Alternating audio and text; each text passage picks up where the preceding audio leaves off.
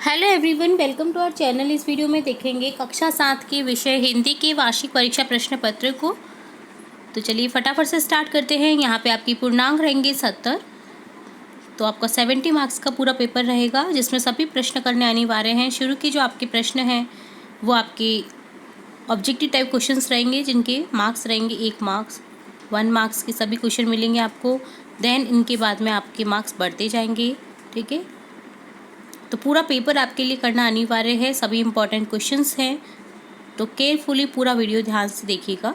First question है, हम पंछी उन्मुक्त गगन के पाठ के रचयिता हैं। तो यहाँ आपको 4 ऑप्शन दिए गए हैं। करेक्ट ऑप्शन हो जाएगा option C, Shiv Mangal Singh Suman. Second question है, दादी माँ क्यों उदास रहती थी। तो आंसर लिखेंगे दादाजी की मृत्यु हो जाने के कारण। नेक्स्ट है, लेखक को नदियाँ कहाँ अटखेलियाँ करती हुई दिखाई देती हैं। तो यहाँ लिखेंगे ऑप्शन बी को करेक्ट करेंगे, हिमालय की गोद में। फोर्थ है, रोहिणी को मुरली वाले के स्वर से किसका स्मरण हो आया। तो आंसर लिखेंगे ऑप्शन सी, फेरी वाले का।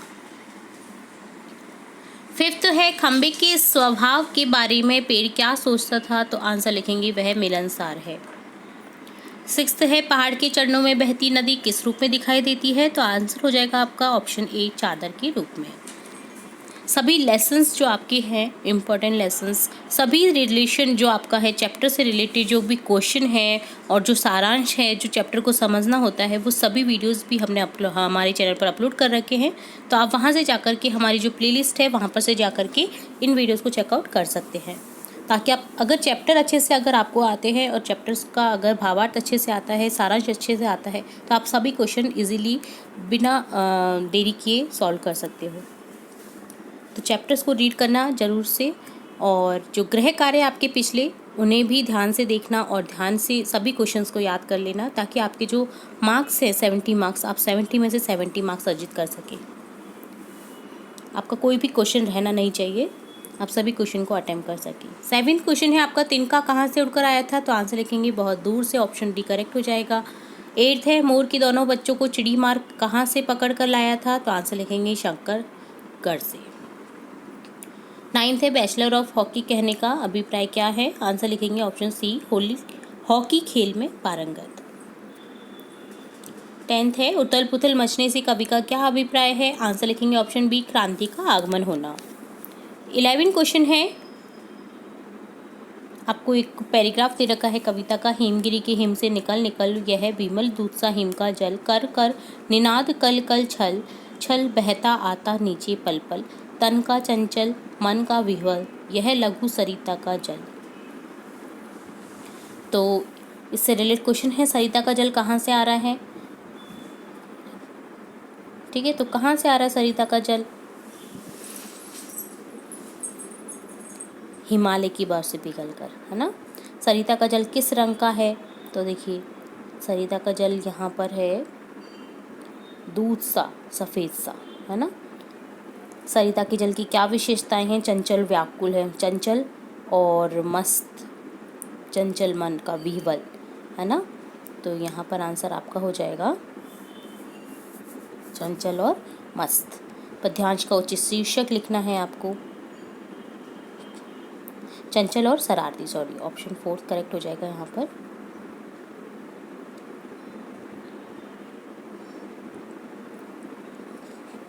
और पद्यांश का उचित शीर्षक तो यहाँ हो जाएगा सरिता का जल। ठीक है, चलिए नेक्स्ट देखेंगे 13 क्वेश्चन, बढ़ती जनसंख्या। आपको एक पैराग्राफ दे रखा है, आप इसे केयरफुली रीड करें। अब जिससे रिलेटेड क्वेश्चंस हैं जिनके हम आंसर करने वाले हैं, तो चलिए देखते हैं। क्या है, बढ़ती जनसंख्या ने किसे जन्म दिया है। तो अनेक प्रकार की समस्याओं को जन्म दिया है। तो सेकंड ऑप्शन करेक्ट हो जाएगा। विकास कार्य क्यों नहीं दिखाई देते। तो यहाँ आंसर हो जाएगा आपका ऑप्शन 4, जनसंख्या की वृद्धि के कारण। यह है, बढ़ती जनसंख्या ने इनमें से किस समस्या को जन्म नहीं दिया है। तो यहाँ लिख देंगे हम ऑप्शन ग को करेक्ट कर देंगे, 4th, दहेज की समस्या। ठीक है, दहेज की समस्या को नहीं किया है, बाकी सब जो निरक्षरता है, बेरोजगारी है, रोटी कपड़े, सभी समस्याएं हैं। बढ़ती जनसंख्या के समक्ष कौन से प्रयास असफल दिखाई देते हैं। तो यहाँ आंसर हो जाएगा आपका फर्स्ट ऑप्शन, सभी सरकारी प्रयास। नगण्य शब्द का सही अर्थ है तो नगण्य का होता है अर्थ आपका जो अपर्याप्त, ठीक है, नगण्य।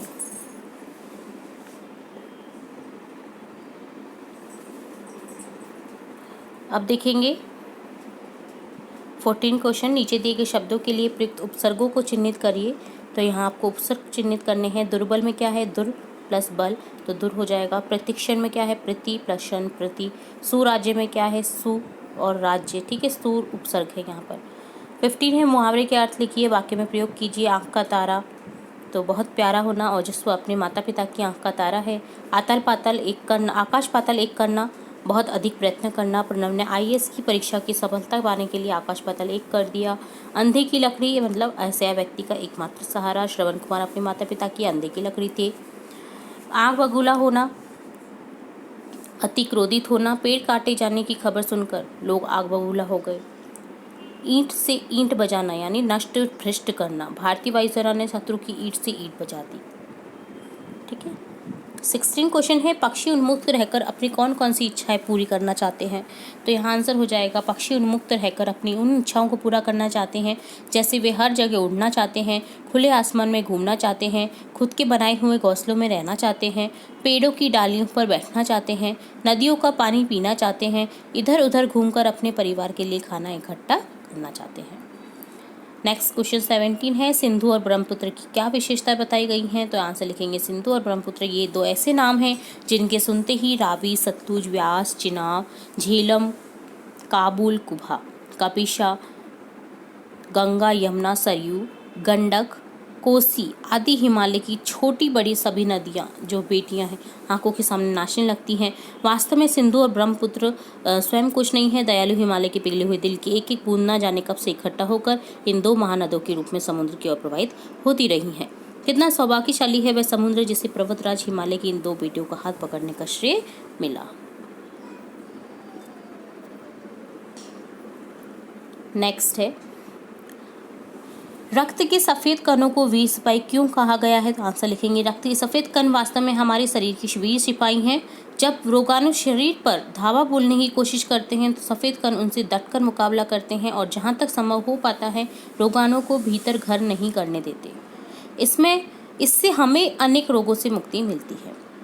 19 क्वेश्चन है, पेड़ और खंबे में दोस्ती कैसे हुई। तो आंसर लिखेंगे, एक दिन तेज आंधी व तूफान आने के कारण खंबा अपनी जगह से उखड़ गया और उसके पास उगे पेड़ पर जाकर गिरा। पेड़ ने खुद जख्मी होकर खंबे को सहारा दिया रखा।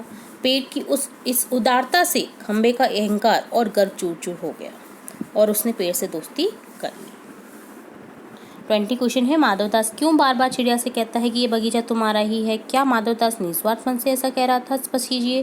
तो आंसर लिखेंगे, माधवदास के पास अपार धन संपत्ति थी, दास दासियां थी, परंतु उसके पास अकेलापन था। वह अपनी आत्मिक शांति के लिए चिड़िया को बगीचों में रुक जाने के लिए विवश कर रहा था, इसलिए वह चिड़िया से ऐसा कह रहा था। उसका ऐसा कहना स्वार्थ से पूर्ण था। खुद की आत्मिक शांति के लिए चिड़िया को बगीचे में रुक जाने के लिए विवश कर रहा था। वो इसलिए कह रहा था कि बगीचा तुम्हारा ही है। 21वां प्रश्न है, एक तिनका कविता में घमंडी को उसकी समझ ने चेतावनी दी, ऐठता तू किस लिए इतना रहा, एक तिनका बहुत तेरे लिए। इसी प्रकार की चेतावनी कबीर ने भी दी है, तिनका कबू न दिए, पाव तले जो होए, कबहू उड़ी आखिन पर पीर घनेरी होए। इन दोनों में क्या समानता है और क्या अंतर। तो समानता है कि एक छोटा सा तिनका आंख में चला जाए तो मनुष्य को व्याकुल कर देता है। असमानता है, कवि कहता है कि तिनके तक में मनुष्य का घमंड चूर करने की क्षमता होती है। 22वां प्रश्न है, साक्षात्कार पढ़कर आपके मन में धनराज पिल्ले की कैसी छवि उभरती है, वर्णन कीजिए।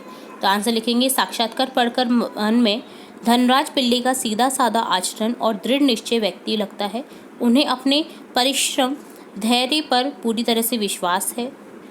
व्यक्तित्व है यहाँ पर, है ना, व्यक्ति नहीं, क्योंकि उन्हें अब तक इसी के बल पर सफलता मिली है। उनका जन्म एक गरीब परिवार में हुआ था, इसलिए उन्हें शुरू से ही बहुत संघर्षों का सामना करना पड़ा था, लेकिन अपने लगातार परिश्रम से उन्हें सफलता मिली है। 23वां प्रश्न है, आमतौर पर मेले मनोरंजन खरीद फरोख्त मेलजोल के लिए होते हैं। वीर कुंवर सिंह ने मेले का उपयोग किस रूप में किया। तो आंसर लिखेंगे, आमतौर पर मेले मनोरंजन खरीद फरोख्त मेलजोल के लिए लगाए जाते हैं। परंतु कुंवर सिंह ने देश की आज़ादी की जंग को जीतने के लिए मेलों को केंद्र बनाया। उन्होंने बिहार के प्रसिद्ध सोनपुर मेले को अपनी गुप्त बैठकों की योजनाओं के लिए चुना। यह मेला एशिया का सबसे बड़ा मेला था। वीर कुंवर सिंह ने मेले का उपयोग स्वाधीनता की रुचि के लिए लोगों की रुचि को एकत्रित करके क्रांति के बारे में योजना बनाने के लिए किया। 24वां प्रश्न है, कविता के मूल भाव को ध्यान में रखते हुए बताइए कि इसका शीर्षक विप्लव ज्ञान क्यों रखा गया है। तो आंसर लिखेंगे, विप्लव गायन कविता का यह शीर्षक इसलिए रखा गया है क्योंकि इस कविता में क्रांति लाने के बारे में लोगों को कहा गया है। लोगों में क्रांति लाने के लिए बारे में जो बताया गया है, कवि अपने स्वर के माध्यम से क्रांति लाने की बात कर रहा है। 25वां प्रश्न है, अपनी विद्यालय के प्रधानाचार्य को प्रार्थना पत्र लिखिए जिसमें अपने परिवार की खराब आर्थिक स्थिति का उल्लेख करते हुए आर्थिक सहायता पाने का निवेदन किया गया हो। तो ये बहुत इंपॉर्टेंट है, 10 मार्क्स का है आपका प्रार्थना पत्र। इसके अलावा कई विषयों पर आपके प्रार्थना पत्र आते रहते हैं एग्जाम में और आगे भी आते रहेंगे। तो हमने प्रार्थना पत्र से रिलेटेड भी हमारे चैनल पर वीडियो अपलोड कर रखे हैं। निबंध लेखन जो आपके बहुत इंपॉर्टेंट टॉपिक्स हैं, धातु रूप, शब्द रूप, संस्कृत विषय के, इंग्लिश में एप्लीकेशन, हिंदी में एप्लीकेशन, संस्कृत में एप्लीकेशन, तो सभी वीडियोज़ हमारे चैनल पर हमने अपलोड कर रखे हैं। अगर आपने नहीं देखे तो आप हमारे चैनल की प्लेलिस्ट से जाकर के चेकआउट कर सकते हैं। तो इस तरह से यहाँ पर आपको ये प्रार्थना पत्र लिखना है जिसमें आपने निवेदन किया है कि मैं इस विद्यालय की 10वीं कक्षा का छात्र हूँ। मेरे पिताजी जिस फैक्ट्री में काम करते थे वे सीलिंग के कारण बंद हो गई है, जिससे वे बेरोजगार हो गए। इस स्थिति में मेरा मासिक शुल्क, छात्रावास शुल्क, सर्दी की ड्रेस आदि दिलवाने में असमर्थ है। मैं अपनी कक्षा में गत वर्ष प्रथम आया था। इसके अलावा मैं विद्यालय क्रिकेट टीम का कप्तान भी हूँ। अतः आपसे प्रार्थना है कि मुझे विद्यालय से आर्थिक सहायता प्रदान करने की कृपा करें ताकि मैं अपनी पढ़ाई जारी रखूँ और आपकी इसी कृपा के लिए मैं आपका आभारी रहूँगा। तो सधन्यवाद लिखना है आपका। आगे अगर शिष्य लिख देंगे, इस साइड में लिखना है आपको, ठीक है। तो दिनांक लिख देनी है आपको जिस भी दिनांक को ये प्रार्थना पत्र लिख रहे हैं। तो इसे कंप्लीट करना है आपको प्रार्थना पत्र। नेक्स्ट है, निम्नलिखित विषय पर 100 शब्दों में निबंध लिखिए। प्रकृति, ठीक है। आपको ऐसे भी मिल सकता है क्वेश्चन और ये आपको 4 ऑप्शन भी दे सकते हैं जिनमें से आपको एक ऑप्शन पर निबंध लेखन लिखना है, ठीक है। तो यहाँ पर प्रकृति पर निबंध है, तो आप इसे देखिए। प्रकृति ने क्या कुछ हमें दिया है, सबके बारे में बताया गया है। तो आप इसी तरह से निबंध लिख सकते हैं। निबंध में आप एक ऐसा भी कर सकते हैं कि प्रस्तावना, उपसंहार, ये सभी भी लिख सकते हैं ताकि आपके मार्क्स और भी अच्छे से मिले, ठीक है। प्रस्तावना में आपको क्या बताना है, प्रकृति ने हमें जो सारांश है आपका, एक प्रकृति हमें क्या देती है बेसिकली वो बताना है। उपसंहार में जो पूरा हम निबंध अभी तक पढ़ते आ रहे हैं स्टार्टिंग से लेकर एंड तक, सभी का जो एक सारांश है वो उपसंहार में आपको लिख देना है। प्रकृति के महत्व लिख देने हैं, ठीक है। प्रकृति को किस तरह से नुकसान हो रहा है तो वो आपको टॉपिक बनाकर लिखने हैं, ठीक है। तो इस तरह से आप इस निबंध को डिवाइड कर सकते हैं पॉइंट्स में। तो ये थे स्टार्टिंग से लेकर एंड तक 26 तक क्वेश्चन हमने देख लिए हैं। शुरू से लेकर एंड तक हमने सभी प्रश्नों के उत्तर भी देख लिए हैं। उम्मीद है आपको पूरा पेपर समझ आया होगा। तो इसे आप करके जाइए और इम्पॉर्टेंट जो आपके गृह कार्य हैं वो भी जरूर करके जाइए और क्विज़ आती रहती हैं साप्ताहिक, वो भी करके जाइए ताकि आपके मार्क्स कहीं भी आपके छोटे नहीं और आप जो मार्क्स हैं आपके 70 में से 70 अर्जित करें। तो हमारा चैनल हमेशा से कामना करता है कि हमारे जो स्टूडेंट जुड़े हुए हैं, जो ना भी जुड़े हुए हैं, सभी के पेपर्स बहुत अच्छे से हो, वो अपनी कक्षा में अच्छे से अच्छा परफॉर्म करें। तो अगर हमारे चैनल की ओर से आपको थोड़ी भी हेल्प मिलती है तो आप हमें कमेंट बॉक्स में ज़रूर बताएं ताकि हमें मोटिवेशन मिले और आगे नए नए वीडियोज़ बनाने। तो इसी तरह जुड़े रहिए हमारे चैनल के साथ। वीडियो को पूरा देखने के लिए धन्यवाद।